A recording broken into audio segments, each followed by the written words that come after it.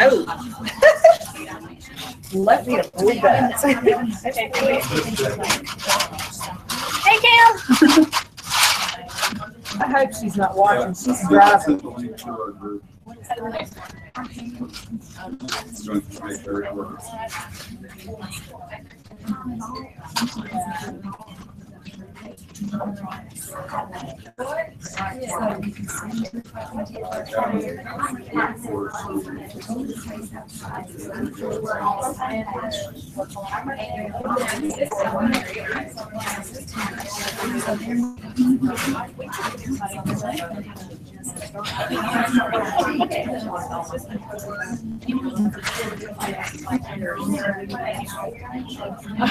Yeah, I think it looks great.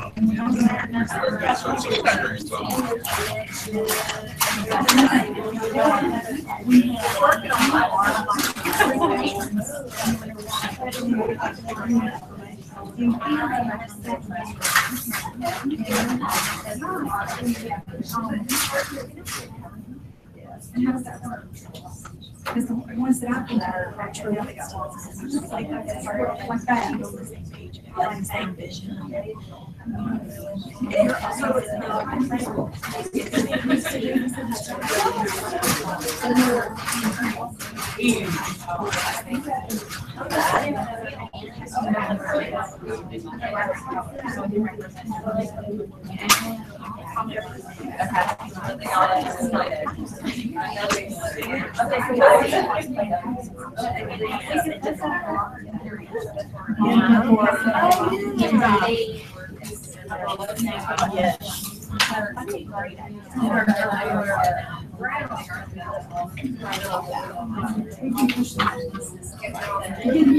Cliff area, and so our area.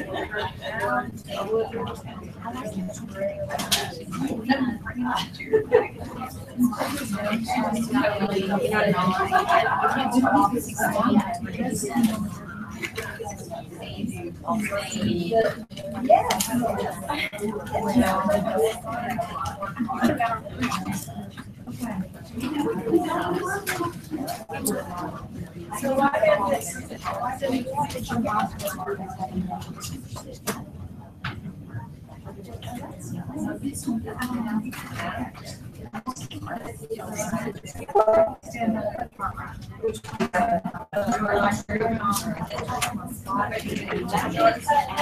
Too big. You can cut it straight. Cut it down.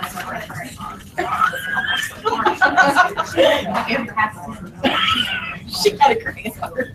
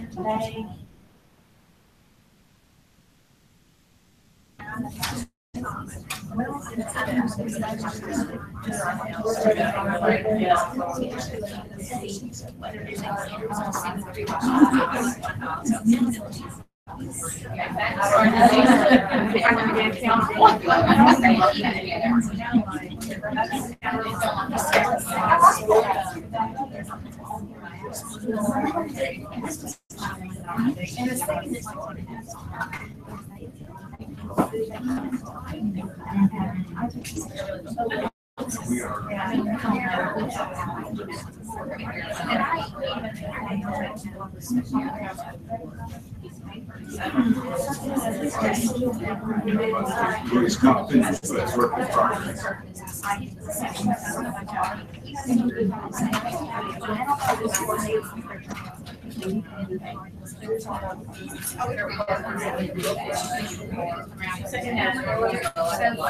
You said, yeah. Okay, 20 seconds, guys. That was a fast 3 seconds, sorry. Okay, I know, guys. I know you're just getting started and you're really conversations, and it's just really hard to start something like this and do it for this small amount of time. But we are going to revisit this in a few minutes, okay? So don't worry. You don't have to be finished, and you don't have to go from there. But we will be having some time to work on this in a little bit. What we wanted to do just for a minute is we're going to just present our model, and if you'll at least tell the 3 different design aspects that you kind of pulled up from there. How about that group in the back? They look like they're not rushing around trying to finish something up here. Okay. All right, so this is our model. Oh, this is our, whichever way you want to look at it. So the sky represents that our school would be in touch with global awareness, not just what is going on here, but globally aware of the world and where our kids need to go in the future. And then teachers would have an open door, an open mind.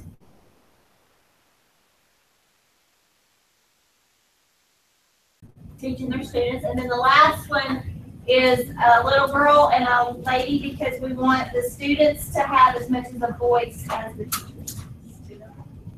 Very nice. Nice group back there. Thank you very much. Okay, thank you for paying attention. I love how you guys were listening to everybody else and maybe getting some ideas, because a little bit later you might want to take some of their ideas and incorporate it in what y'all done too. So just be listening up for everybody. Okay, how about the script?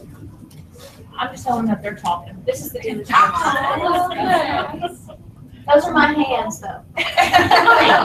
Best hands. Well, it just says everyone, students, teachers, parents, community members working together, moving forward. We couldn't get that attached. Moving forward, working together, all on the same page. So we got it all on the same page. And at the heart of our school, we are empathetic, loving, compassionate, kind. There you go. All right. Love those ideas. I'm loving all these ideas.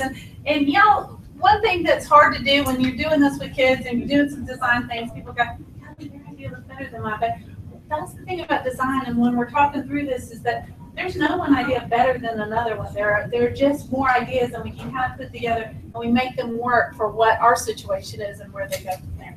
All right, let's see what y'all decided. Okay, so this is our open door wall, no wall classroom, and it's centered around the kids, and the kids are going to finish creating the classroom and how they learn the best. This is our little fiber and all of our Wi-Fi that's then going to go to the outdoor classroom. So this is our outdoor learning space. It's also going to carry home with them, and then we're going to partner with our business district over here to bring them into the schools also. Partner. My principal's big into partner days, so that's pretty cool. All right. Okay. How about that? Okay. I know this doesn't look very imaginative, but we talked about some of the issues that we run into in our schools is what's happening in one place, nobody else knows about it. So what the board wants to do, the teachers don't know, the principal knows, the assistant principal might not even know. So we wanted our support to be transparent, so that because everybody is on the same page, you know the vision, you know where you're going, you're all getting there together. We want our relationships to be flexible,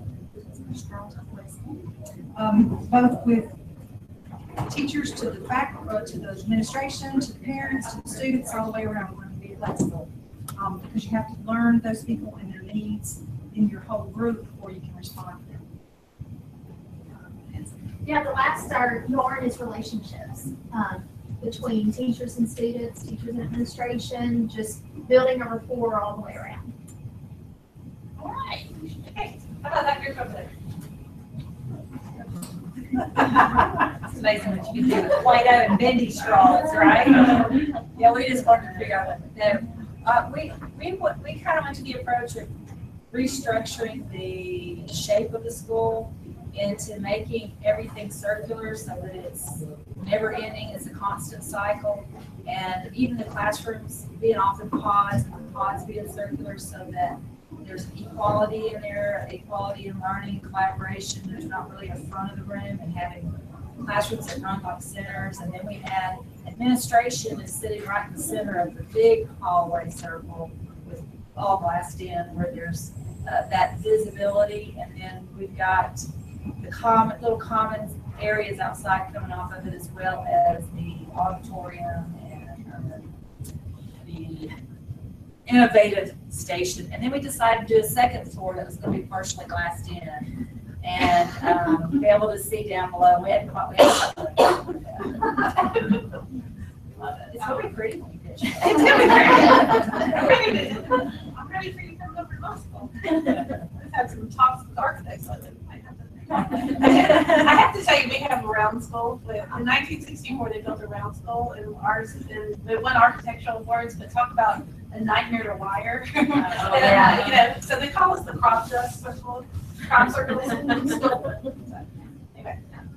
All right, this is our design, and we kind of echo some of the same themes and things that you guys had. But we started talking about like using relationships and just being connected and have a great teamwork within your school, as well as with your partners and your parents and students, just that whole community, both in your school and your physical community. And we discussed having multiple learning spaces, like class or learning commons, different things. We kind of sectioned off in different ways to represent that, and Jan shared that she's an introvert, so she needs that time to collaborate and then step away and to do things on her own. And then within each one, it represents forward thinking, utilizing the STEM, STEAM, career tech, everything, and just working to be the best. Awesome. And the yarn was part of our relationships as well. What I just love is everybody had the same materials basically, and look at that, nobody had anything alike. You know, No, but I did think it was very interesting, all the commonalities. Like, they used yarn for relationships, and so did they. And then, so I thought that there were some really neat commonalities too. Yeah.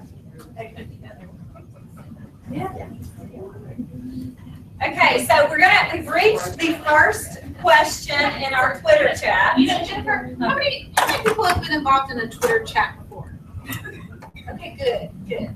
So we're doing a slow chat, like we said. So we're going to be slowly I chatting. wasn't sure if everybody knew what a slow chat was. I don't know, I'll admit, I don't know. Okay, what that's that what I is. wanted to make sure Yeah, that. that's okay if you don't know. So basically, if you've ever been a member of an actual Twitter chat, they go really fast and furious, and you have to kind of go with the flow. You have to kind of be in the moment, and it all happens in an hour, and you get 7 to 8 questions, and it's all done in an hour. Well, our slow chat is going to be much more laid back, and we're going to chat over the course of the day today and go through tomorrow. So slow chats take a little longer. They still generally have the same amount of questions, but they just come over a longer period of time. So this is our very first question. And so if you go to the ALTIC hashtag, you should see that up there. Are we up? More? Okay, so you'll see that is Q1. And so if you will, A1 is answer 1. I'm sure everybody knows that, but start your tweet with A1 and then answer the question.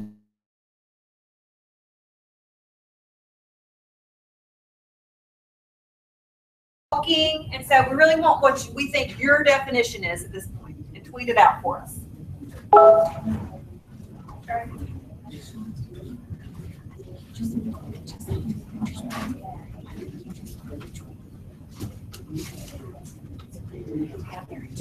So I'm just gonna tweet them. Yeah, you're just gonna tweet. Anybody needs any Twitter help? A1. And then you'll write your answer, and then you got to hashtag it. All right, so okay. Thanks. Yeah, if you need Twitter help, just raise your hand.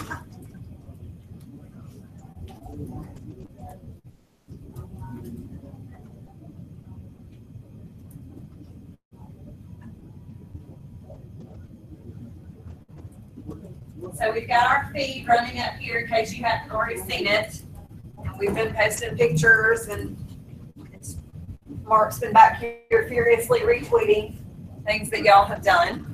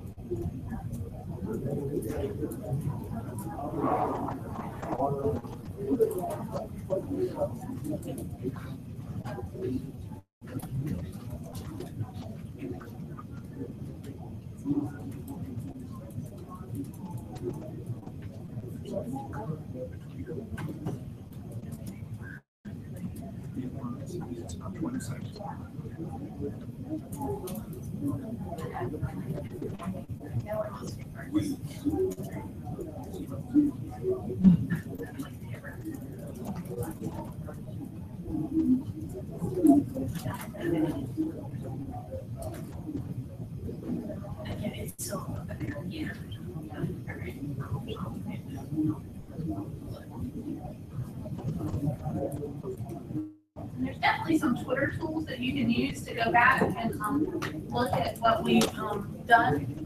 Mark might tell us a little bit more about those. About the connection right now. So after you get finished doing your definition, I just want you to take a second and reflect on what you typed and see how it compares to the keywords we put up with the standard earlier.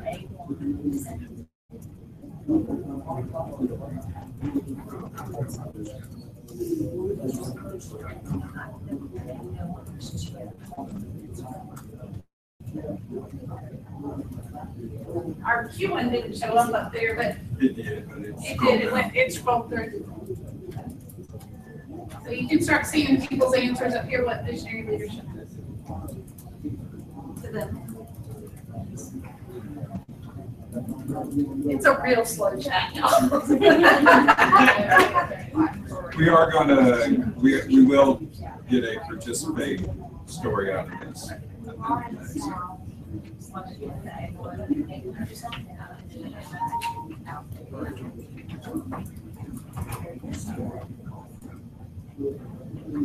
And so as you type yours in, look at your definition, look at others' definition, and I just want you to kind of make a comparison to all the words we pulled out earlier and what everybody's saying.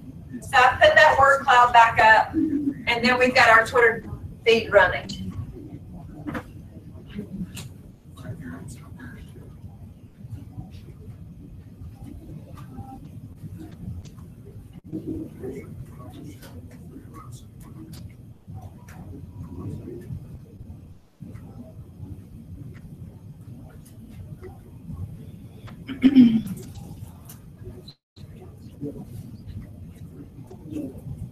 So as you're looking at everybody's definitions and the tweeting, and you look at our word cloud, I want you to think about some important distinctions that you see. What are some things that you continue to see recurring in these patterns? And we're going to talk about it in a minute. I want y'all to share out. So I want you to look at recurring patterns.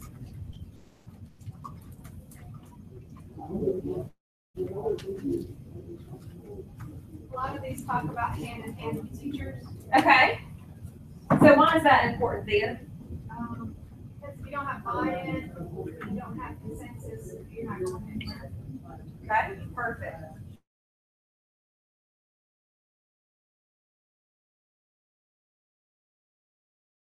Teachers pushing yourself, and leading in that same way for others to constantly push the status quo, I think someone would call it. Okay, that's great. And so that kind of brings me to my next question.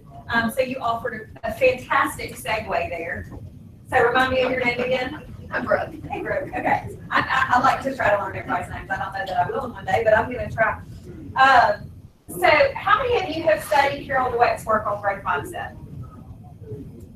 Okay. So we're going to kind of talk about that just a little bit, because one of the things that can be a really important piece of visionary leadership is that ability to grow our minds and grow our thinking. And so we're going to talk a little bit more about growth mindset today. Those of you that have studied growth mindset, what types of parallels can we make from the words that we've used to define a visionary leader and someone with growth mindset?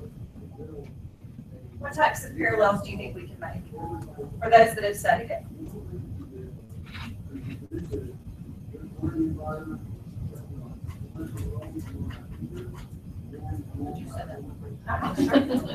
For those that have studied growth mindset, what types of parallels can you make between growth mindset and the ideas behind that and being a visionary leader? Some of these things that your colleagues have tweeted out.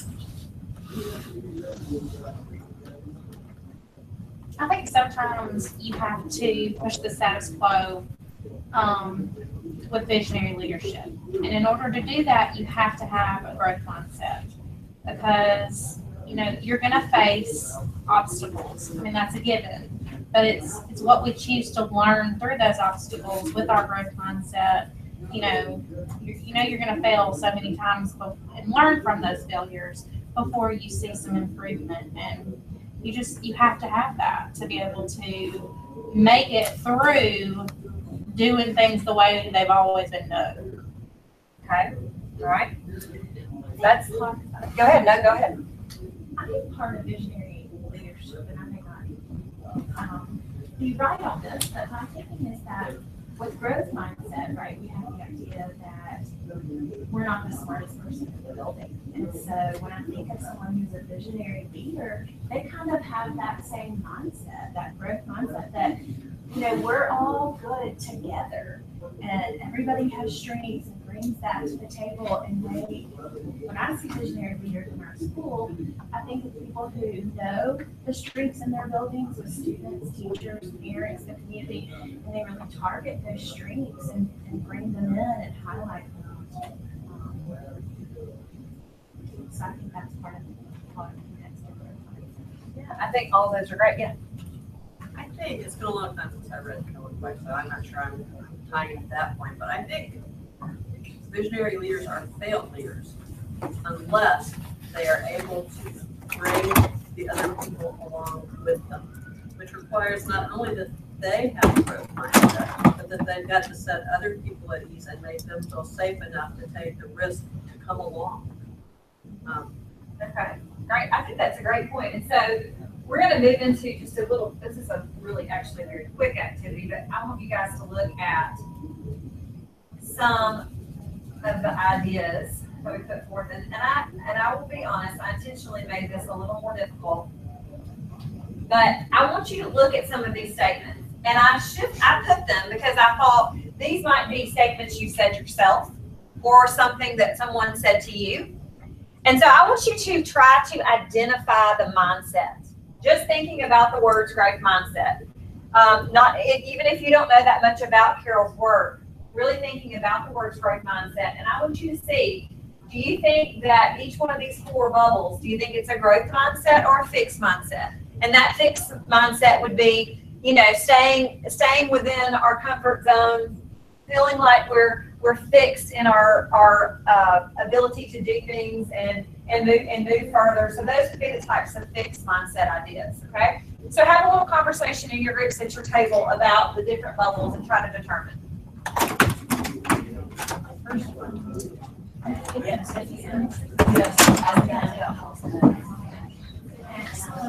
Yes.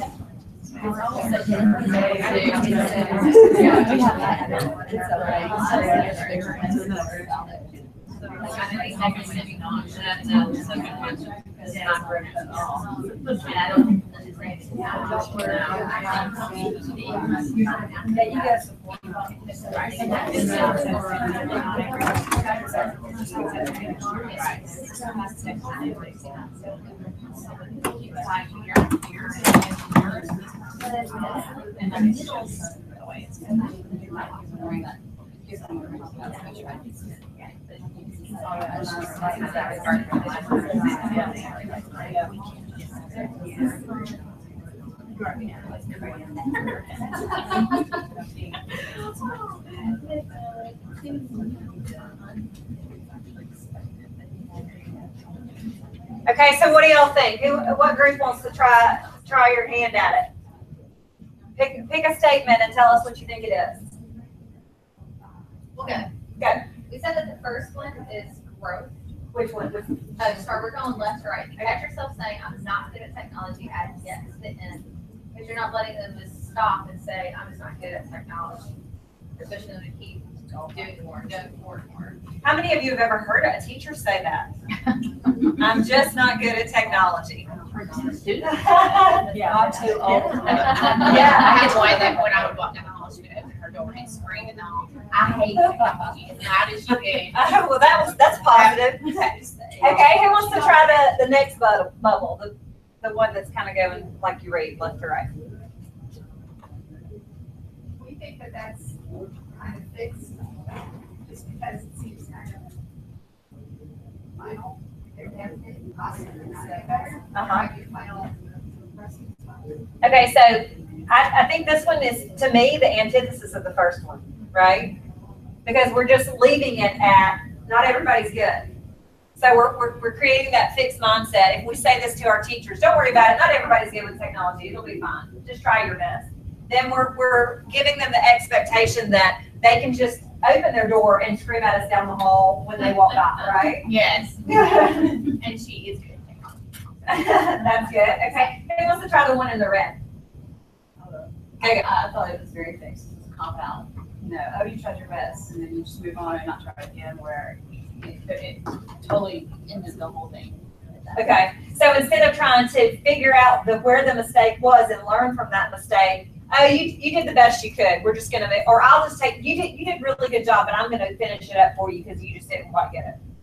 Right? Okay, what about the last bubble? I think the last one you did the growth mindset, because they've got something to work towards. There's growth possible. You're not shutting them down with the.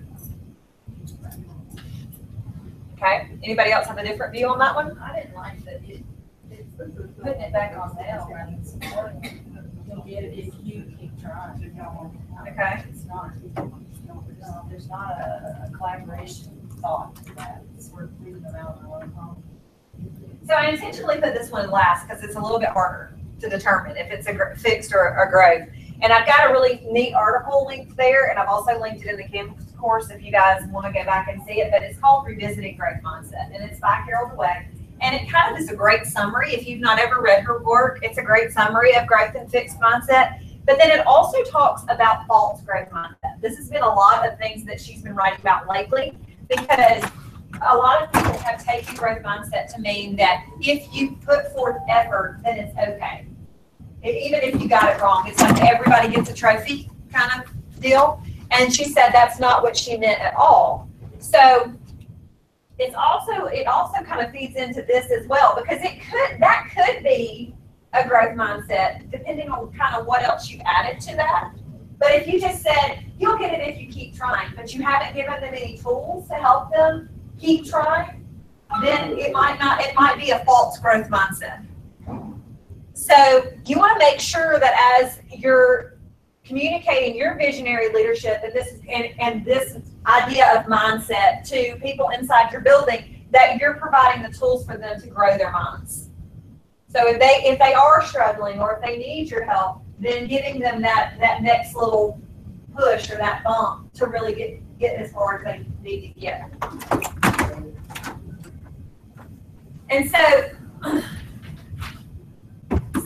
perseverance is one of the things that's important with moving forward in our schools, but it's not the only thing. We've got to make sure that we give them the tools. So it's great if they want to persevere and they want to try, but we want to move them forward.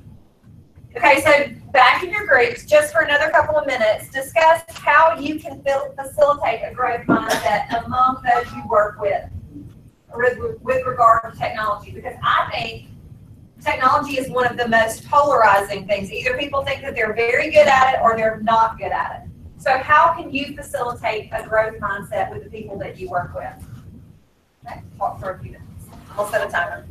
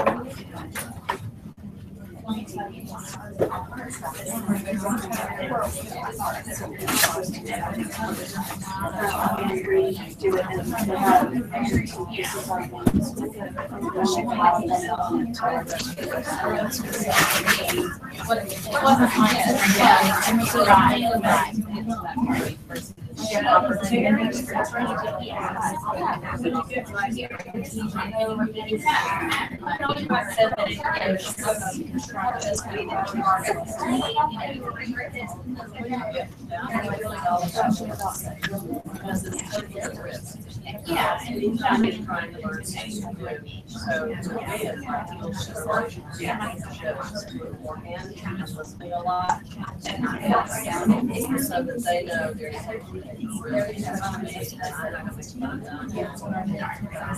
but when you think about it, everything that we said for us. Okay, guys, let's stop.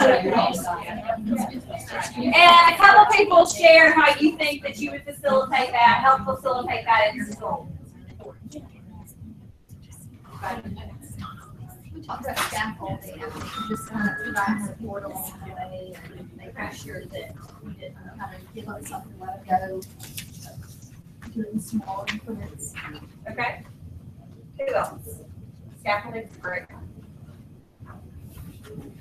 What else did y'all talk about?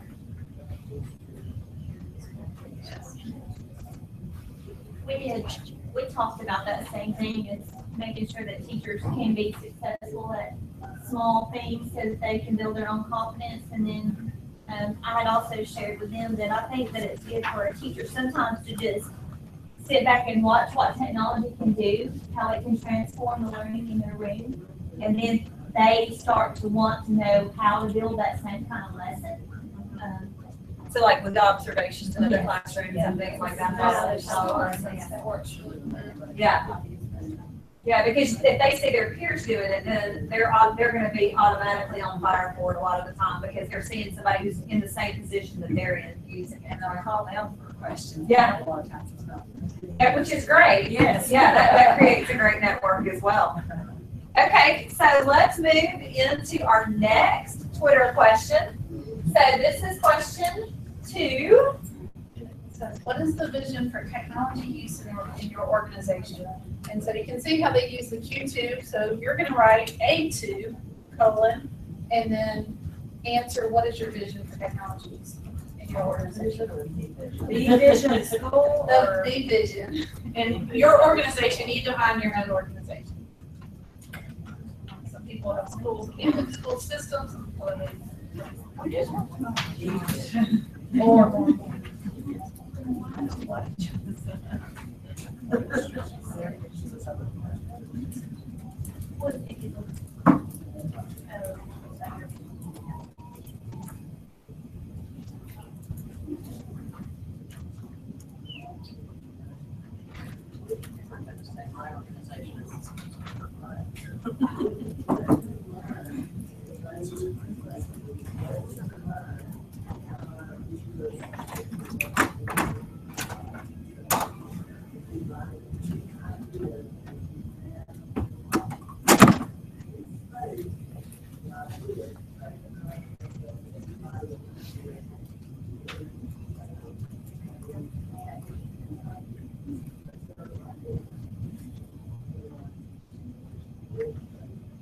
fun when you're doing something like this, because you can have people that aren't even in your group tweet back, you know.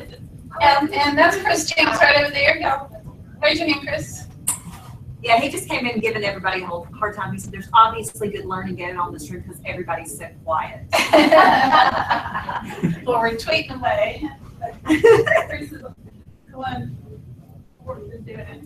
So you can see, he says he wants students and educators learning to innovating to learn. I like that. That transformational.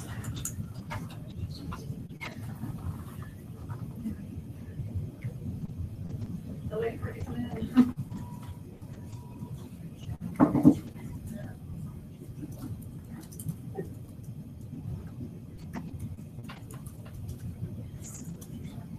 Vision for tech use in organizations purposefully used to support instruction. Technology must school would be natural and driven by application for teachers and students. Using technology to transform learning to improve student outcomes. We're going to let that feed just keep on going. And I'm going to move on to the to our design process. I've kind of alluded to that a few times along the way today when we were talking. Got a chance to go to the Makerspace at UAB this last week, and they have a student that actually used this idea as his innovation fellow project, and he created a Makerspace for UAB.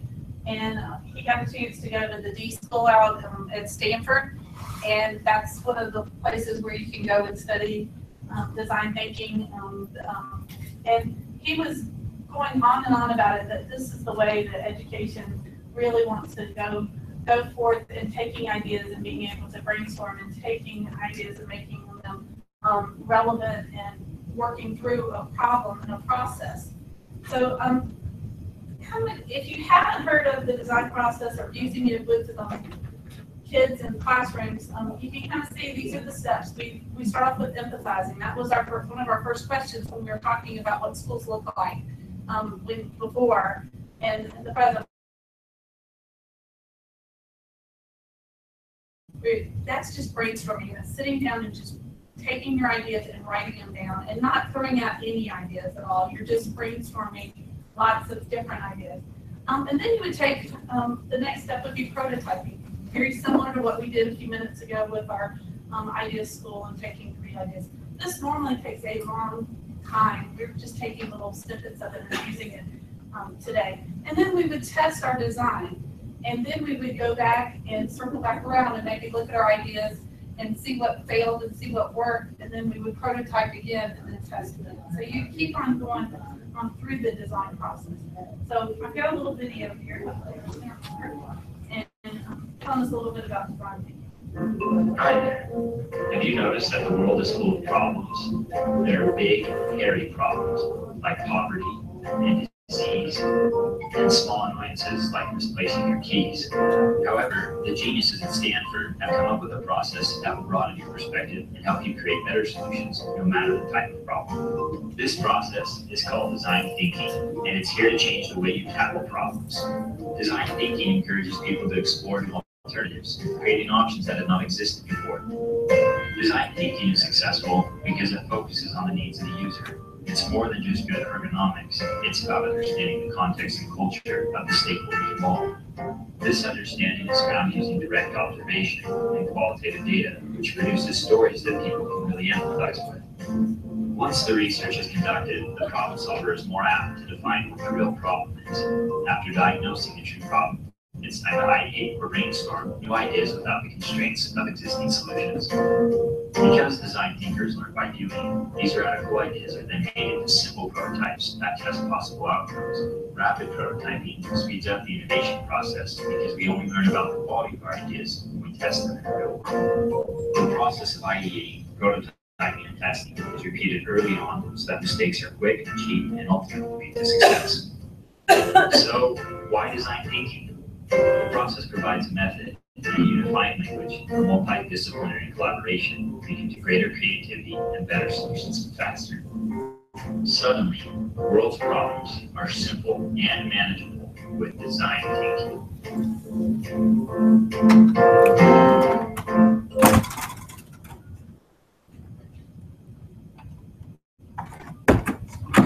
Anybody had any experience with this, with using it with kids, teachers? When I taught science, we use that, the design thinking method, as part of learning the scientific method and the engineering method, and put them all three together.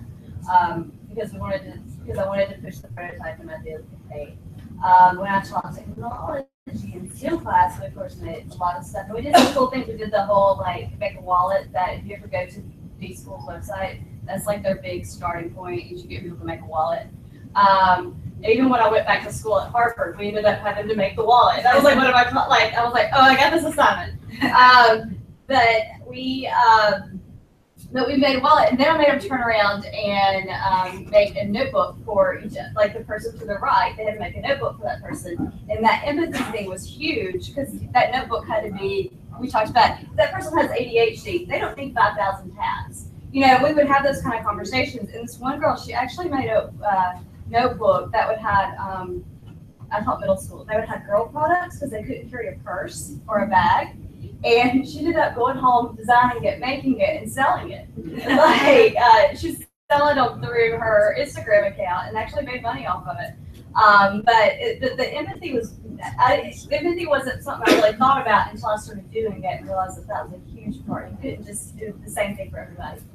And that's where they sat down and they interviewed, and you kind of go through and what would work for your school or your situation might not work over my situation. You know, we all are in different places in the state of Alabama, and we're different. You know, somebody might be in the middle of the city, somebody might be in the rural area, where a solution for my school might not work for your school. And so you really do have to think about that in the family. I'm glad you brought that up. So I've really gotten into this a little bit. One of our tech coordinators got a chance to go to IDEO. That's one of the places that really takes these ideas and goes forth with it. So if you're interested in learning more about it, go to the D School website. They've got some great videos out there that will talk you through it. They have a whole workshop you can use and go forward with it. I did put some sheets on y'all's table, and we're really not going to follow this right now, but I just thought I had printed these out. Thought we would have a little bit more time, but this is about prototyping, rapid prototyping, and trying it yourself. So you can look at that. That might just kind of jog your memory and some ideas of what we're going to be doing with it. But we're gonna keep on going. If you need a break, please feel free to take one, but we're running a little bit behind, so we're just gonna keep on going. But you will not hurt our feelings if you need to jump up and go to the bathroom this morning. Okay, so what we're gonna do right now is we're gonna improve our design. And the way that I wanted to work this together is that we're going to choose one feature. Y'all are still in the same group, so we did that deliberately, that y'all are still in the same group. Y'all had an idea, and y'all came forth, and you heard other people's ideas too. But we're going to take one of the features of your idea school, and you're going to contribute it to our group prototype. So over here, I've got some boxes. And this is our school right here. This little box right here, this big box, or Cuba point box, is our school. And I've got 6 different size boxes. So your group can come over and get a box, and you're going to somehow convey your idea of what you wanted to do, maybe on this box. Or you want to put your feature of your idea school, so that when we finish, we're going to put all this together, and we're going to have an idea school and see how it all works together. So I'm not going to sit there and say, you only can do this, you can only do that, or whatever. I want to know what your group thinks. Is everybody supporting an idea? And we're going to put it on our prototype. So just one piece of your idea from your original model, from your grouping, we're going to add it to the group school. Okay. All right. How much time do you think we have, Jen? Let's do 10. Okay. 10 minutes, and then y'all can take a break during that time too. Okay. Grab a box. That one. That's what I said.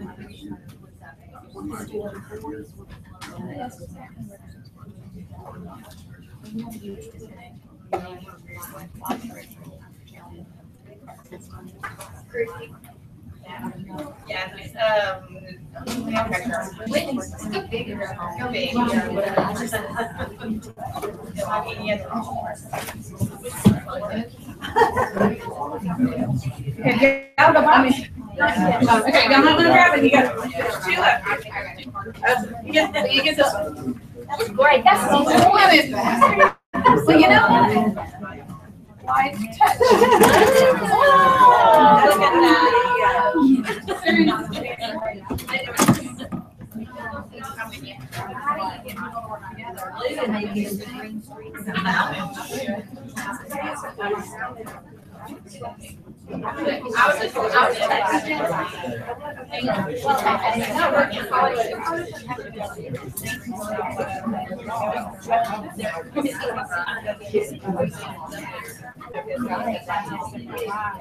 It's something I agree with either one of them. That's not hard.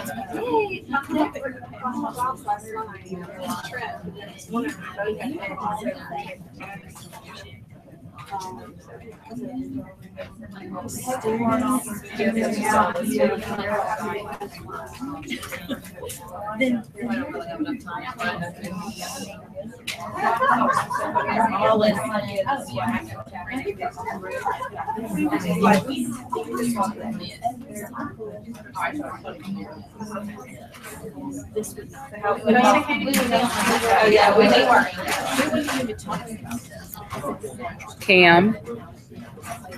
Hi. Okay, you're not saying anything. No, she's streaming YouTube Live. Oh, I thought she was watching. Oh, we're not hanging out. No. Okay, never mind. Bye-bye. I thought we were hanging out.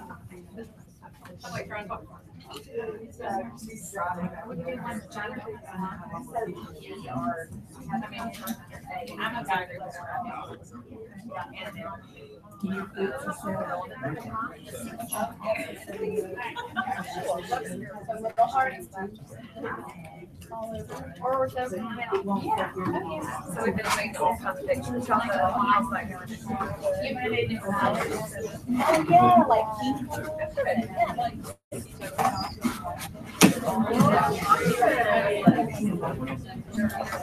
It's on YouTube.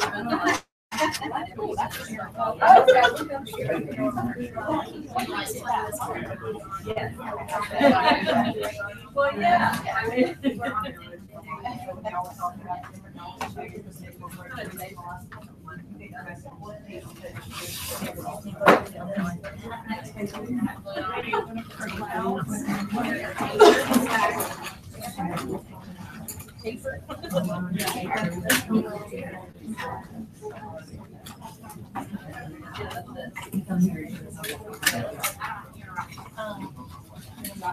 You care when I go? No. I just didn't want to work alone.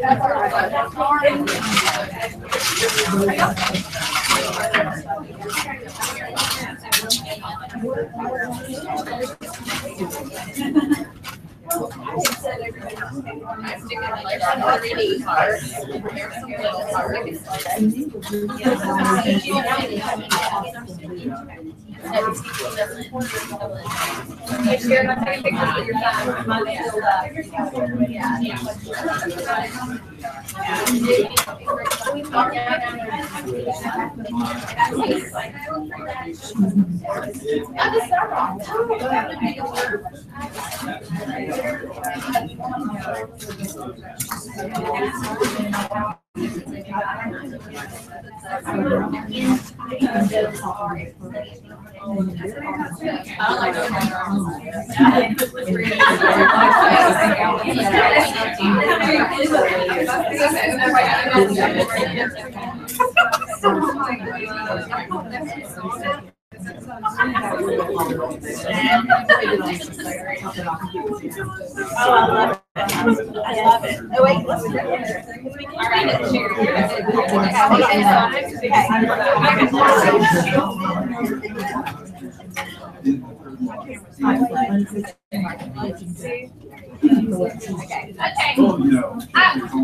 For the sake of time, I think we're gonna kind of just start moving forward and you tell me what your solution, what your focus was, what was your one feature that you wanted to bring to our ideal school over here? Here's our schoolhouse.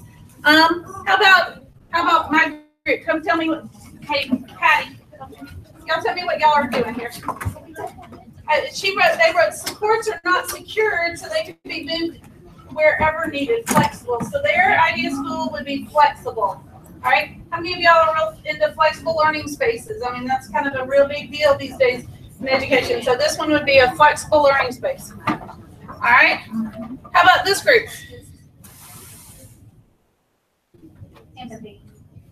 They think that empathy is their one that they want to contribute. It says school, we are empathetic, loving, compassionate, kind, at the heart of our school. We felt like if we had empathy, then collaboration and community and being all on the same page would naturally occur. So we chose that. All right, I've got this group over here. Oh, tell me about it. Oh, my turn. We said global collaboration, and so those are children. And we want our school to have a global collaboration perspective. All right. So we have a flexible global collaboration, empathetic school with, y'all tell me what y'all's is? Student-centered. Okay. Around all this stuff. We left everything because we moved the kid to the middle because we wanted to. Okay. So it's student-centered. How about you guys? Want to bring yours up? Yeah. We'll talk about it. We just pulled ours like the relationships, the interconnectedness, how everything's together, the disciplines, the people, the network, and community that surrounds it. All right. And how about our front group up there? We're bringing the circular ideas. Okay. We tried to make a circle. Okay.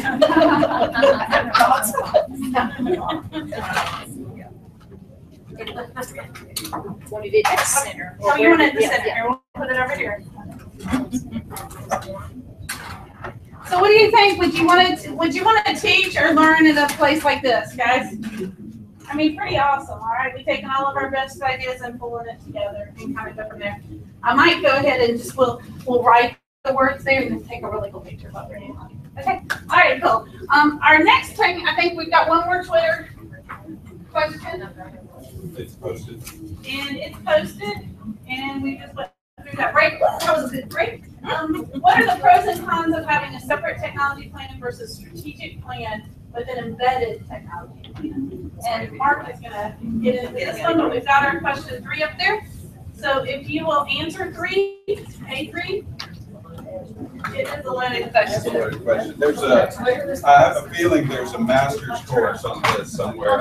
And if you finish tweeting, if you want to clean up your stuff, we'll be probably pretty well finished with some of that stuff. Or after your the tweeters. Okay, thank you. I know, right? And 140 characters.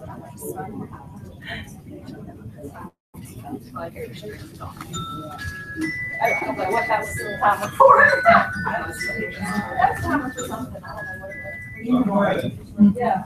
The tweets over there in the feed over there, at least for the next few seconds, until people start tweeting. So I'm going to go ahead and skip to the session so we can get some background. I heard some people asking about what we were talking about. And I don't know how it works with your systems. I know we said try and secure your school strategic plan, technology plan. Some systems have, most systems, many systems have a separate technology plan that exists on its own.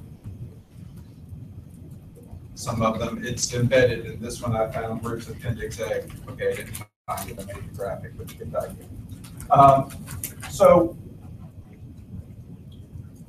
what are those pros and cons? I'm waiting for people to start reading it. We'll see how that happens as the 20-some-odd second delay comes before it's posted. Why would you have it standalone? Why would you have it embedded? Why would you choose to do that?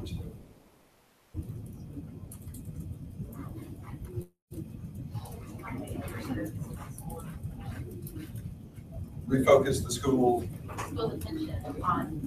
It is to put the technology plan front and center. It's quick. We're seeing people come in that it sends a message that technology is not connected, which is an issue. We're not having a plan on, well, actually, if you go back in time, you'll see there were plans to show students how to use things like slates and writing. And I remember when penmanship was a definite course of the curriculum freestanding, but it's not now. So as we're looking at our technology plans, I think we were working on some technology curriculum, Jennifer and I and a few other people, and Kelly, about the curriculum. One of the things that came up was our goal was to put ourselves out of a job. Because as technology coaches, don't we want eventually for it to be so integrated that it's just a part of reading coaching or math coaching or all of these different areas? If we put it on the plan standalone, it looks sort of like it's this rump thing just sort of soldered to the side, but you can give it more focus. So as we're talking about technology planning long term, our goal is to, integrate but not forget. So how many people here has their systems have standalone versus embedded? Who knows? Yours is standalone? Mine's standalone. Pretty much everybody is. I'm sure in Alabama standalone because we're all putting it into State Department requirements to a lot of degrees. But as I was researching this question, looking around, I found it integrated it quite elegantly into system strategic plans, where it wasn't, yes, there was a section for technology, but as you went through and it said the plans for the system, they were integrated. They were part of every element of the planning, which I found refreshing. How difficult, for those of you who found your plan, how difficult is it for you to find a copy of your tech plan?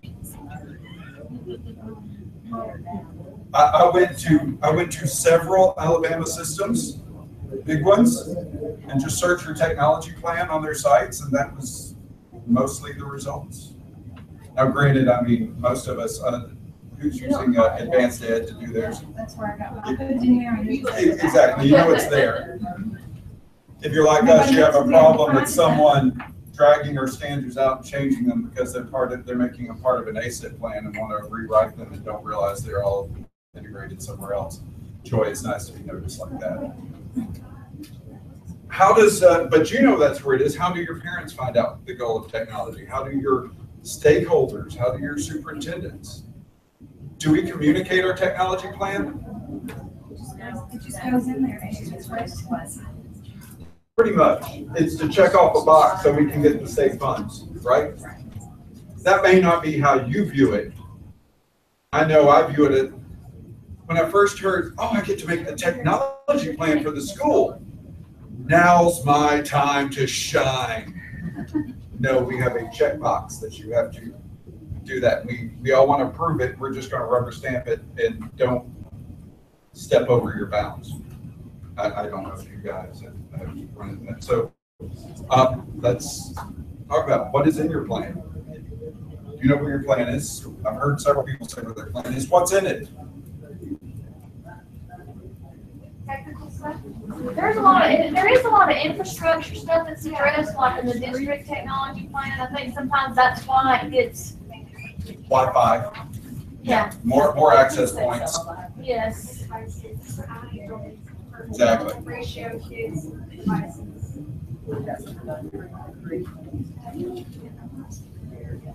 Sounds nice and specific.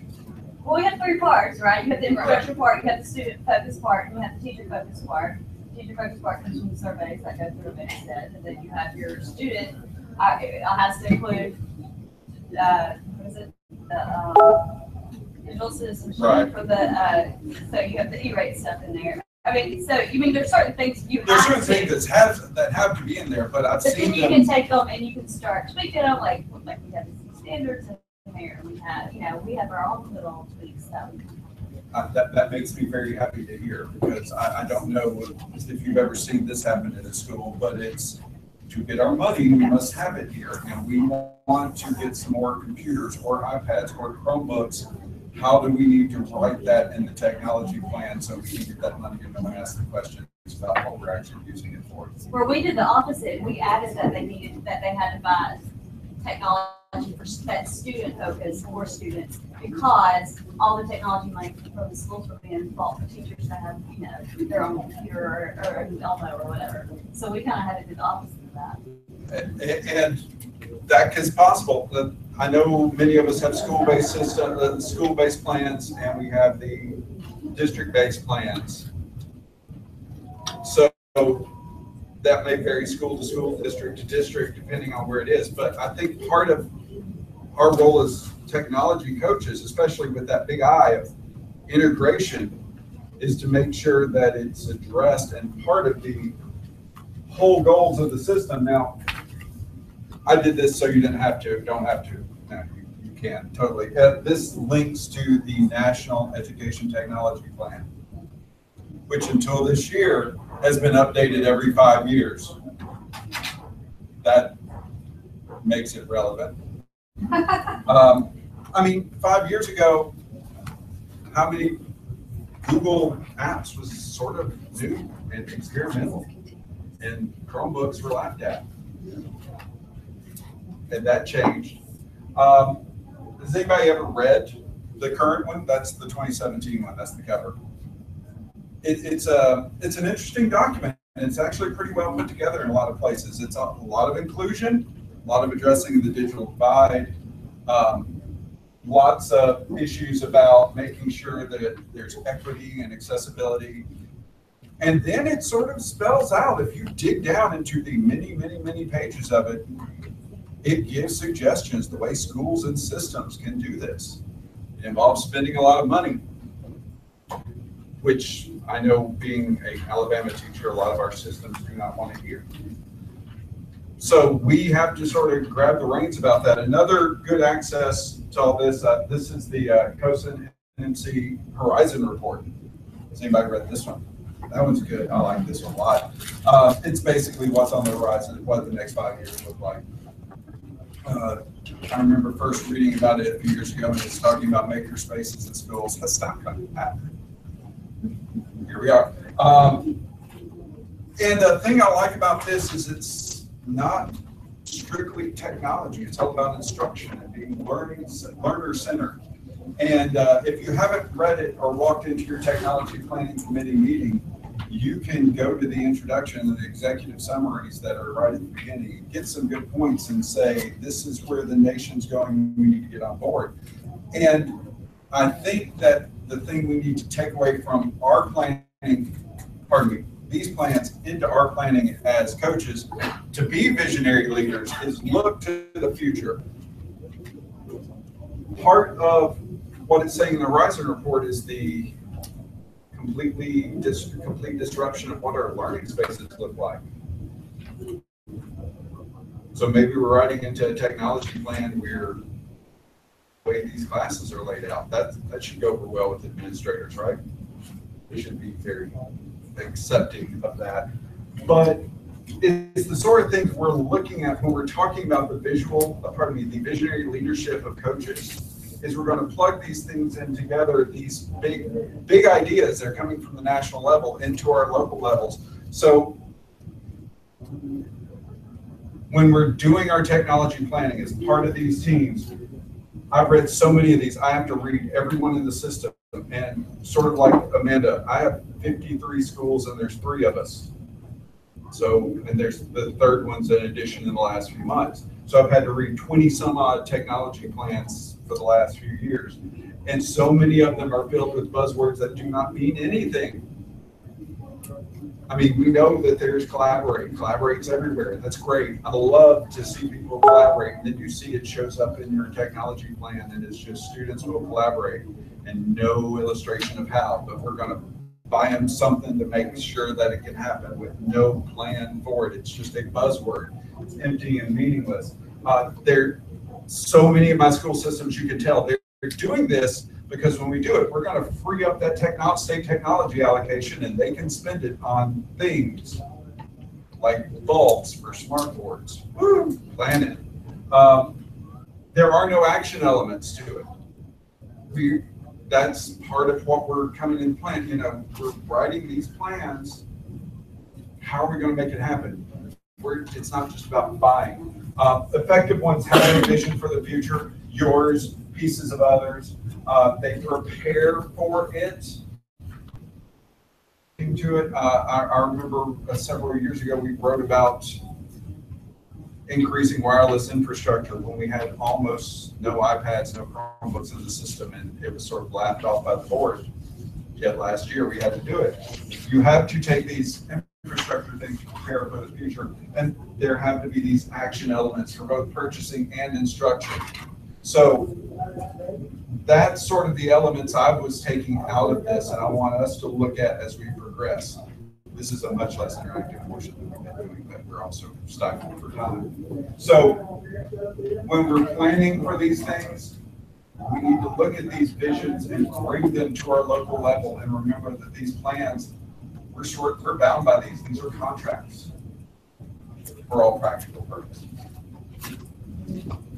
So I believe we're about to switch off and another one of us come back, but while that happens, and I believe, how can you prepare yourself to prepare in your local technology planning efforts? How do you make it where you are prepared when you go into that meeting and you've got budgeteers and other stakeholders and the teachers who are just wanting to get their new computer and their smart bulb replaced?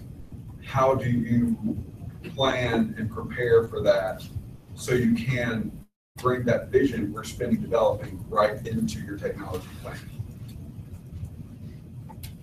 That leads into our next section, so I'm going to pass the baton.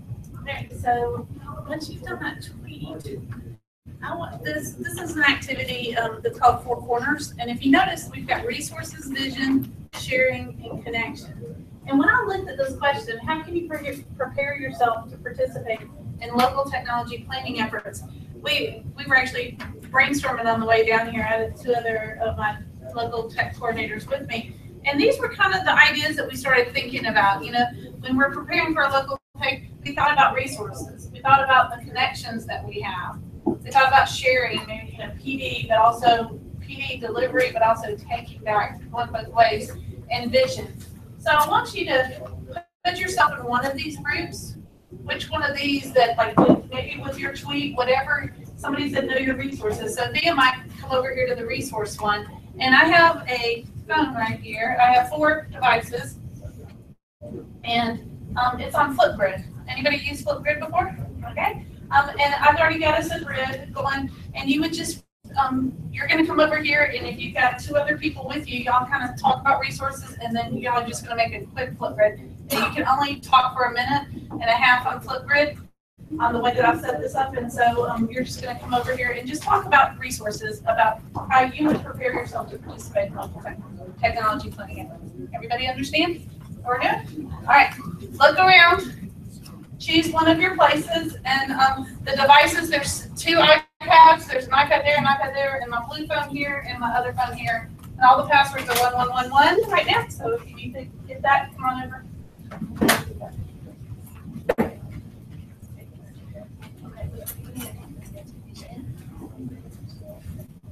All right.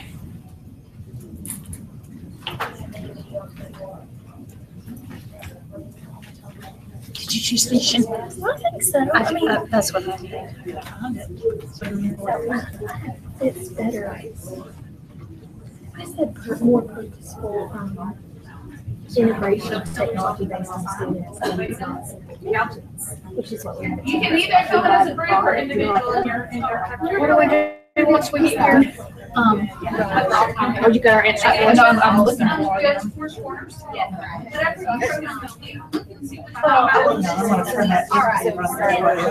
And then you're gonna.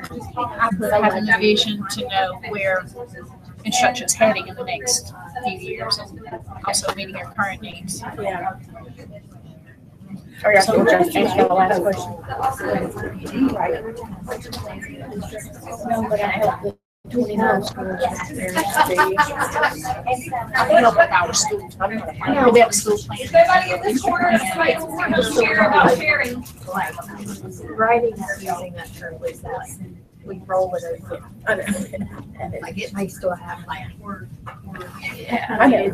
Yes, it could be really it's So are we just, I guess I was just thinking when I was involved in that process. I am involved. You're involved. does everybody need to do things like that, or we just pretty much have? It's just what? One for the.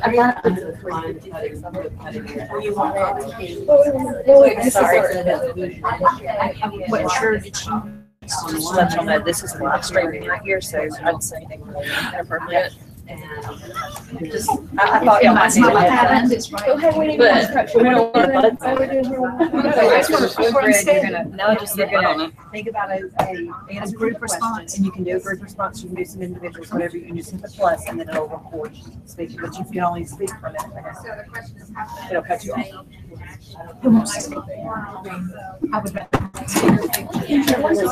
I think you are here.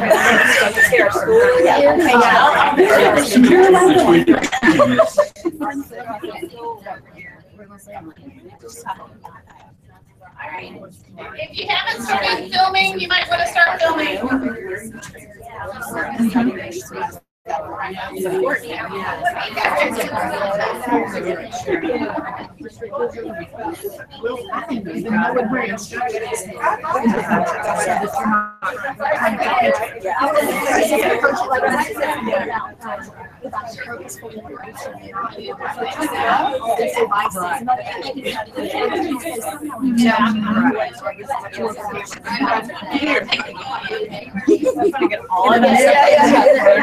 Okay, so using with regard to instruction, we'll get part of that. Yeah,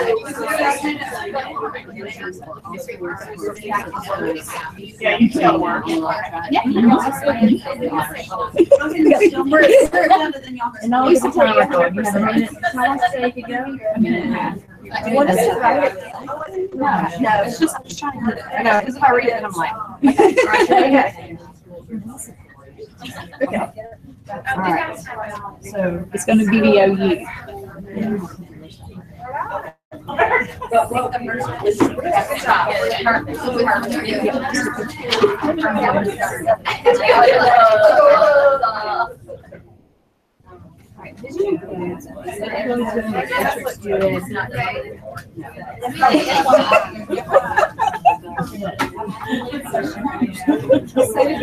Okay, so what's the question? How can you prepare yourself to participate in local technology? We have vision, right? Yeah, we do have vision. So we need to share the vision. Like I said, with regard to instruction,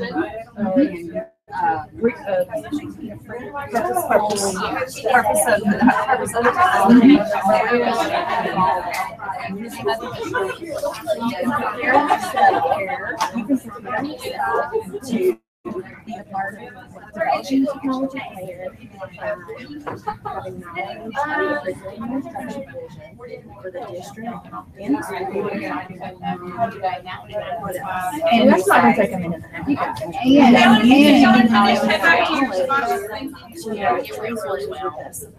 That vision. Something weird. Purposeful resources. Yeah, selective. I'm sorry. We can hold up signs. I hate these things. How do I do it without two chins? Okay, here we go. All right. To prepare yourself to participate locally in technology plans. Vision is to know what resources are there, how those resources are going to be used. Also know what curriculum and instruction ideas and visions are there so that we can guide technology to move in that direction and how we are going to integrate it. Know what the district vision is and the district ideas are so that we can all be moving in the same direction. Where's the trash on that? Will that work? That sounds perfect. Except for the end where I said, don't push the trash. Yeah. I was like, my finger was there. All right, there we go. It's like seesaw, you say. I know. It's also like trying to get on All right, selfie. I'm saying everybody's going to show up. Here. Well, okay, I got the shortest arms ever. Like I've got wear kids' shoes. Is everybody? Oh, wait, I don't think wait, I Okay. So this is what we need. Enjoy this as cheese. I got most of us. Yeah. Do I have to enter in? We're going to call it subs. That's perfect. Vision group. Oh, wait. That's okay. That's okay, because I don't like finding out there. That works good for me. So you kind of see how this works. So we look at connections, and we think that there needs to be like a mission that have like State Department and our federal government down all these to students, and so that we are able to. You're like mine. I said, I'm gonna open it up. It feels like somebody's listening. I was doing right here, like need support from them so that we can all be better. All right, and so this is a great one for playing with student voice and talking through that and letting each kid have their own voice. And you can kind of see how we are. We will make sure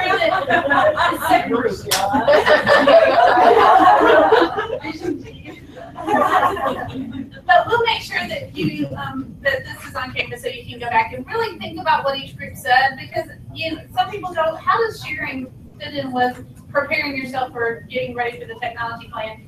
And I just think that looking at everybody's ideas is really impactful, and you can get a lot out of that. But how many people have never used Flipgrid before? It's so super easy, okay? And we just set up the grid, and then you can just set up the device or put in the code. I was trying to make it faster. Okay, so our next question is, how are you a technology advocate? So really think about that, because part of visionary leadership is advocating for technology in this case, or advocating for whatever it is that you feel most passionate about. In this case, so we're talking about technology. How are you a technology advocate? So remember, it's A5, and then tweet your answer.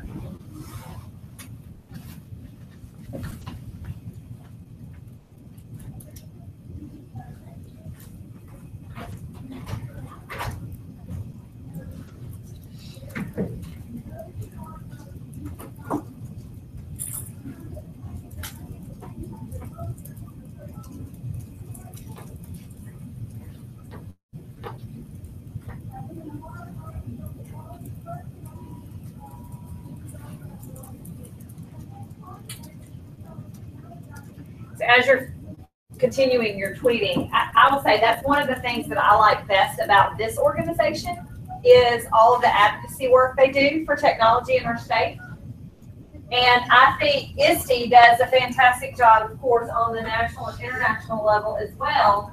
And on that note, we're going to take a look at one of the ISTE things that they offer, which is a personal advocacy checklist. So if you're in the presentation, and you can click on this, if you're not, you can go into Canvas and go and check out the presentation and click on it. We're gonna take a look at their advocacy checklist.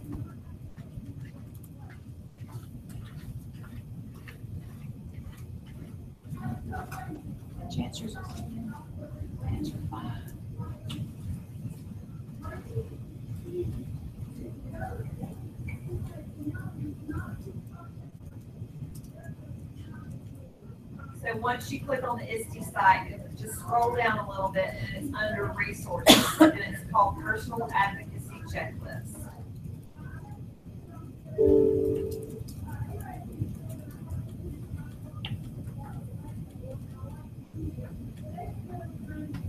So as you scroll down, you can look at what ISTE recommends that you do to be a technology advocate.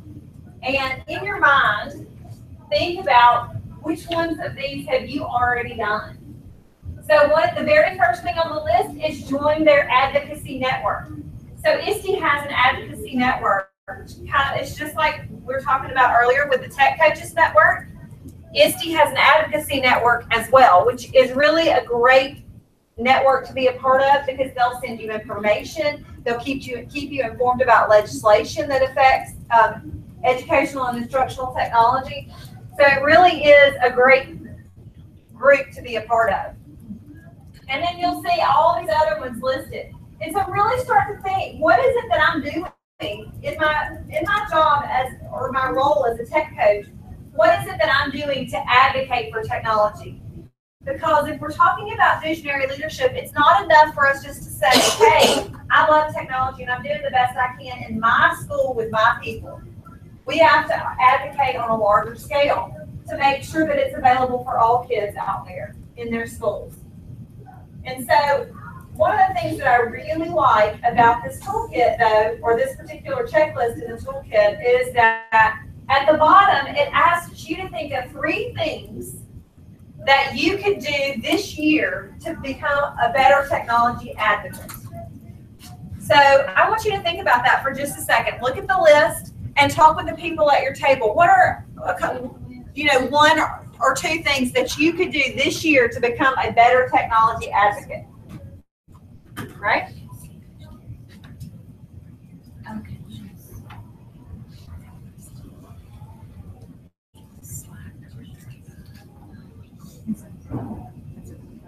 Here's some things you can do this year to become a better technology advocate.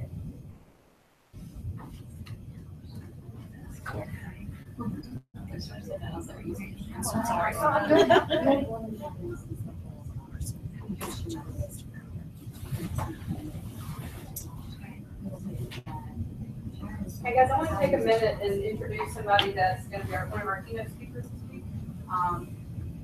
Maybe some of you have heard of Facebook. I'm Mark Zuckerberg. Good try. Really always fake.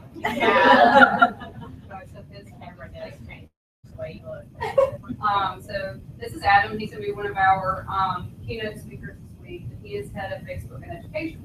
So I just asked him to pop in and say hello to y'all. And this is our group of tech coaches. They're going through a certification process. To be what? Certified as a tech coach. Okay. So he literally has his suitcase rolling down the hallway. I'm like, can you come in here and say hey? How is everyone? Good. This is pretty cool. I drove through Pensacola to come here, and you go over a bridge, and all of a sudden everything's nice and awesome. Not so much in Pensacola, but cool area. So is this representative of all of Alabama? Pretty much. Pretty much. We had 100 people apply, and these were the 20 that were accepted into our first cohort. Oh, wow. Well, have fun. Don't be lucky. Nice to meet everybody. Thank you. Thank you. So keep discussing how you can become a better technology advocate this year.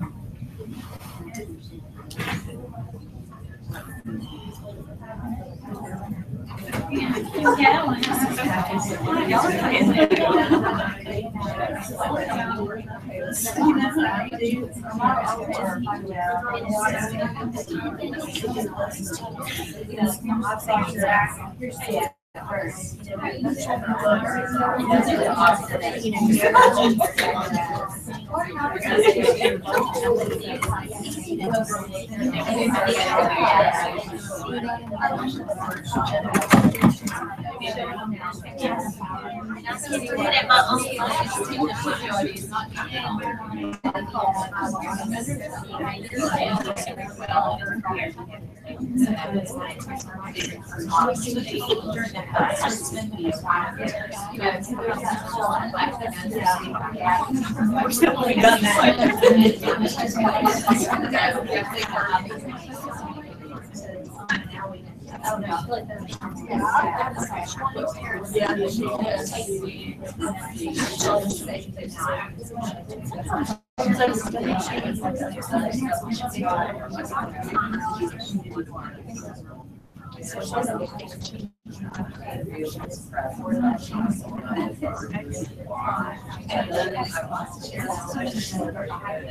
Ladies and gentlemen, ladies, pardon me, I think I'm the only gentleman here that people would question that definition. Anyway,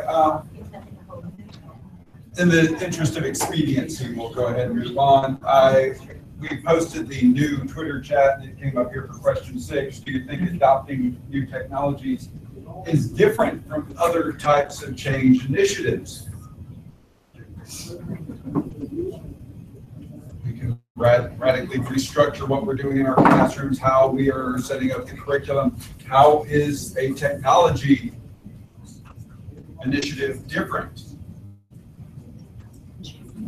And once again, in the interest of expediency and getting everybody up here so they can enjoy the lovely sunny beach this evening, I'm going to go ahead and just talk a little bit about the development of some future trends. One of the things that puts technology advancement differently than, it's a different league than everything, is the fact that it happens at the nexus of several different large factors. One of them is economic. A problem with all of us, many of us in the state, that we may not have the money for a new initiative, a new program.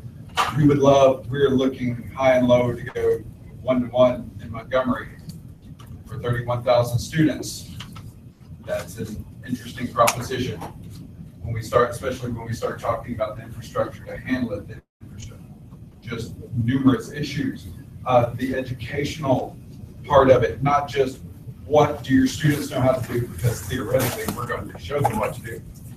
What do your teachers know how to do? How well do your parents and other stakeholders understand what you're trying to do with the technology initiative?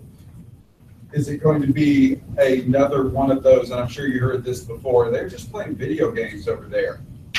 It's not exactly what we're doing, sir. Another political issue.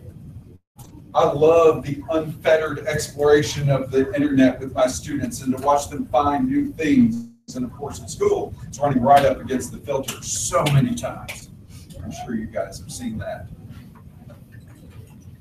That's a political thing. We have to have filters, free rate. We have to, sometimes they are set at a draconian level of filtering. So that's one nexus. And then it's cultural. A lot of us use social media in the class in various ways. A lot of us use learning management systems, and you all well can remember when that was an issue. Back when young people actually got on Facebook, and you want to say, "Hey, we're going to use Facebook in this class," and it's of the devil. Why are you doing that to my child? I remember the long letter I sent out when I was going to have my students tweet in class. I sent 2 pages, the only piece of paper I printed out all year, explaining to parents why I want your student to use Twitter in down class. It's a cultural thing that we have to make happen. And many times there's all these different factors to come into play. So real quick, I wanted to talk about how fast technology is speeding along and things are changing and things are both. Every time we're doing a technology change, I heard a great quote this weekend. Someone said, technology companies get to be giant corporate monsters. And right before that, when you look at them, they're giant corporate monsters and they're adolescent companies. They still act like teenagers, so they don't make any plans and they're just willy-nilly. And that way, They don't know what they're doing. All of a sudden, unforeseen circumstances happen in the news reports. This thing happened on the internet and it's awful. And everybody goes, yes, that's awful. How could that company let that happen? Because it happened before they knew it was happening. Illustration, Google self-driving car fleet, 1.5 million miles in autonomous mode. That's an old number. Wow. That number's about a year and a half old. Has anybody seen them? Yeah. I saw them. I've seen both the piloted ones and I've seen one that was, you know, in autonomous. That's crazy. It's great. I can't wait to happen so I can sleep on road trips or more likely work. And here's the cool thing is Otto is a company that came last year.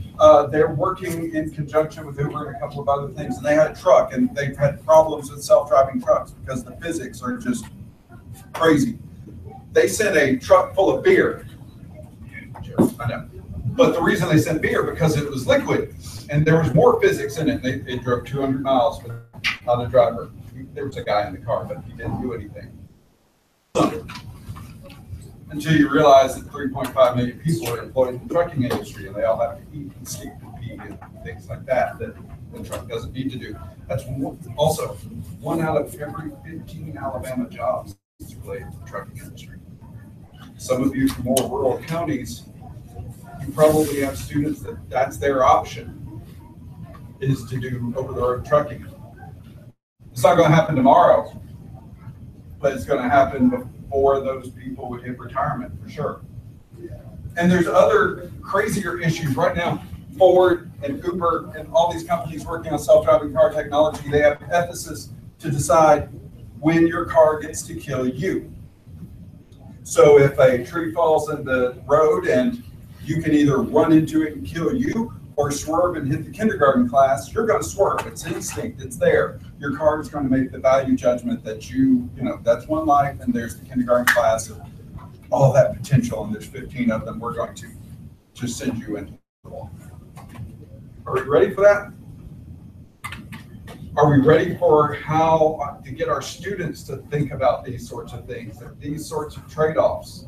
Because that's part of the leadership is to make stakeholders, our parents, our administrators, our board members see that these are the sorts of issues that aren't just limited to a computer apps class. They're all over our curriculum. They're integrated. And we have all sorts of technologies coming along there. Software assistants. I mean, I've spoken to Siri and OK Google and Alexa about 24 times in the last weekend. We got bio-integrated technology coming in. They've got contacts now that respond to blinking. They're still, you know, in the test stages. I don't know if you know about CRISPR. That's some scary, scary stuff. It's like a word processor for genes. So you can like copy and paste code in genetic code. I thought you meant like Yeah. Yeah. No, they are doing things to alter life forms because they can so simply go, oh, I'm going to take this genetic code out of this and put it in here, and they can do it. And it costs like $75 to go to do it on a $100,000 machine. Which $100,000 machine, I'm not going to buy one, but you know, many of you can afford that, and it's like $7,500 ago. I mean, $75 ago. So we can experiment. Let's see what new life we can get. Nanotech, wearables, lab-generated protein. You know, eating meat that never came from a living animal. Shudder. It's all coming. So how do we prepare our students to deal with this changing environment that's changing quickly? And it's all about integrating technology across the curriculum. So we've got to sell our stakeholders on these things. And the last little point of this is there's a whole new realm of digital citizenship. This is from an experiment they did in Japan a couple of years ago. They had a robot that all the robot did was travel the mall. And if it ran into an inanimate object, it backed up and went around it. If it came up against a human, it could recognize that and it would apologize and then go around and keep going. And roaming bands of toddlers started bullying the robot. They would surround it so it would go in circles, apologizing. They started hitting it with stuffed animals. And I mean, this isn't like a brutish culture. We're talking Japanese in public, which I don't want to cast a stereotype across the whole island, but generally they are very reserved in public culture. And all of a sudden you've got 5-year-olds beating up a robot in the mall. So as part of digital citizenship and what we're teaching is how, I say please to Siri and my OK Google Assistant all the time. You know, do you want to save this reminder? Please. Google understands that, Siri just learned that. Anyway, I do that, but is this a future of digital citizenship? How do we communicate such a foreign concept to those board members that don't even understand why we would want Chromebooks in everybody's hand? So part of your leadership is being able to sell them on these future ideas. What's going on, coming on, and this is another part of the future. This is actually a real image from Mexico City. And this is a high-end neighborhood, and that's a neighborhood that has infinitely more people living in it, and an infinitely worse sort of environment, and they literally back up to each other. So what happens when we have our, and some of them don't know how to do certain things. Some of them look at that phone in their hand as a toy, whereas other people are shown from a very early age that it's not. So how that's part of the National Technology Plan we were talking about was this equity and accessibility. How do we parlay that in our planning to our stakeholders? That was gone from this originally to save time, but I'll just leave that up there. Any teacher that can be replaced by a computer should be. Teaching is evolving. It's not, I like to think we're not going to be replaced anytime soon. I might be delusional in thinking about that. But this is a quote from Carl Fish, who I discovered on Twitter. He's a really great guy. It's not going to be about tripping. It's not going to be about new technology. It's not going to be defined by one-to-one. It's going to be defined in a shift on what we're teaching toward learner-centered education. How do we incorporate that in our planning? And it's you guys. When we look at the National Technology Plan, the Horizon Report, it's all about authentic learning experiences, individualized learning experiences. How do we translate that into our schools where all of our stakeholders groups that are hesitant to these changes that don't look like school when I went to it, how do we communicate to that kind of, that's what's happening to that family, to that board member. So this is all part of what we're going to be thinking about as we're exploring this visionary leadership. This is all a piece of that puzzle. So going on to our 7th question, how do you make these organizational changes occur?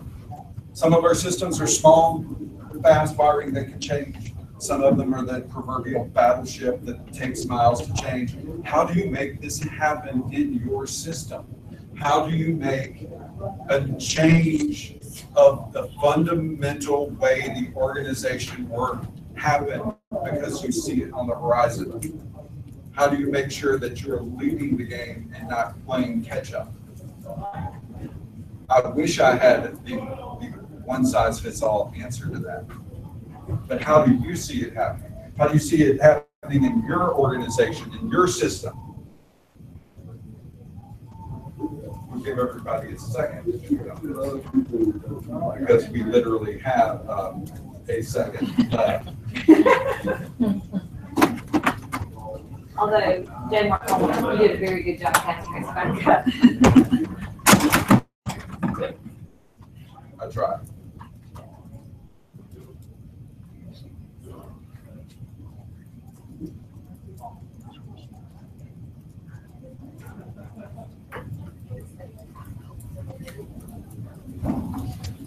While they're tweeting, I'll ask you a question. Was I supposed to continue with this? Okay. I forget how much it was.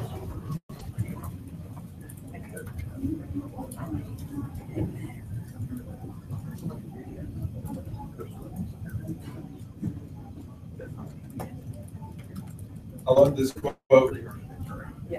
This popped up during our discussions. We're still looking for the citation.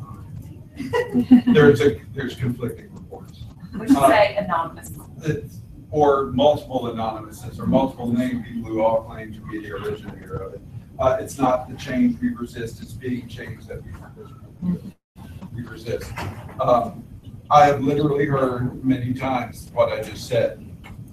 That doesn't look like my high school. That doesn't, they're playing video games.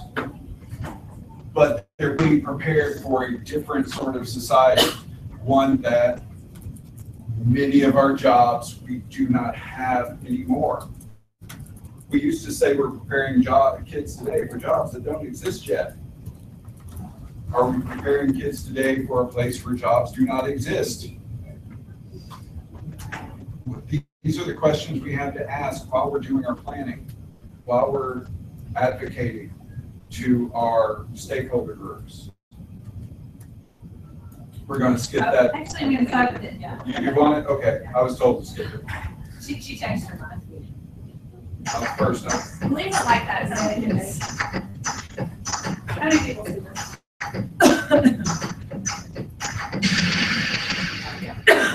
Whoa. Oh, I don't need this. I'm already late. Michael, come. Telephone? No. Sorry.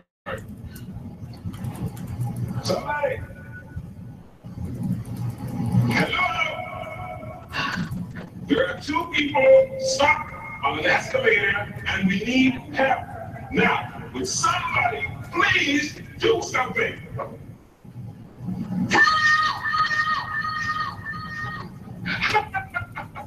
I don't believe this. You gotta be kidding me. I'm going to cry. Well, there's enough left to do. So.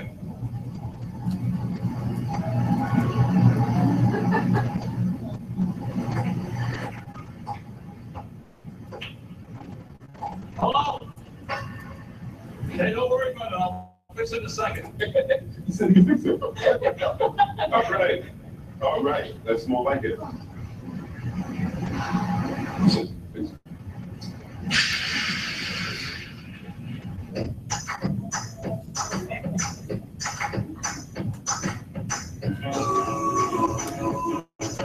Walking down the sidewalk, kicking my feet as I move to the music. Step to the beat, I walk to it. Cancel all my plans and I step from the side. My guitar, my hands on the nose, feel out of the sound. That's the air and I can't tell, but I'm just strolling without a care, cause I'm going down the road. We're ready to place and I'll get the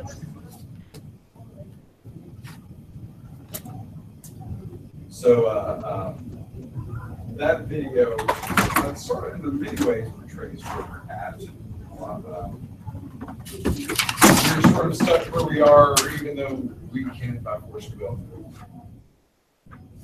Any other takeaways?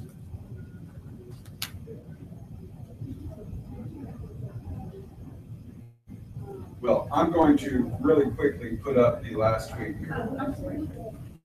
Technically, actually, we're not putting it up yet.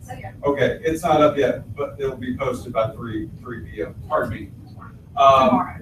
So be on the lookout. Be on the lookout. Follow the chat. It's going to be there, and this will be your introduction to Tuesday afternoon's class, 1:30, right? Yeah. Sure. I think 1:30. I think 1:30. 1:30 South in this room. I think so. I think. One-ish. Check your schedule. Watch for the change, because I think there were some questions coming back about whether or not it would be in this room, so just double check the tweet and the question. Right, and keep a look on the hashtag because it will post if something's changing. Yeah, and your app will change too, we'll make sure. And then, so 1:30 is actually on the slide. So it is 1:30. That's what Jeremy has. Just one quick announcement. Hopefully you took the time to read the articles that I sent out to you. You should have each had a little article to read. So make sure that if you maybe hadn't gotten around to that, everybody's got some kind of life outside of this mess. If you hadn't had a chance, please make sure you've got that read before Tuesday morning, because we're going to go right into that. And they're posted in Canvas in your group. So there's a group homepage for each group. So if for some reason you misplaced the email or whatever, those links are also posted in Canvas. Now, if anybody has any takeaways, we're probably going to end up sending out some kind of evaluation of today and of Tuesday. But any suggestions? Y'all are our alpha cohort for this, and we can kind of figure out what you liked, what you need more of, what you didn't, what you don't need of. So just let us know, and we are glad to see you. Thank you for hanging in there for 3 hours when the beach is right outside the window. we made the rain go away for you, so now you can go enjoy the president's receptions at And it's not outside anymore. It is in the main ballroom area, right where you registered. If you go to the right of that, it's actually going to be inside now because they're afraid of the rain. Thank y'all for coming. Thank you. Everyone got a book, right? Did everybody get their book? Did anyone not get a book? So, but impact. We'll talk about that on Tuesday. We just wanted to give it to y'all now, so we didn't have to work around. I mean, you might just want to do a little light reading. What you got to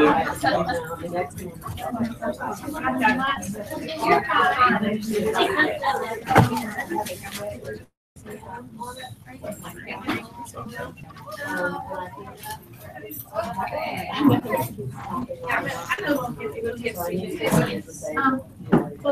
We usually will go out to dinner after such thing. So, Mark, you want me to kill this? Yes, please. Okay, Bye, Cameron.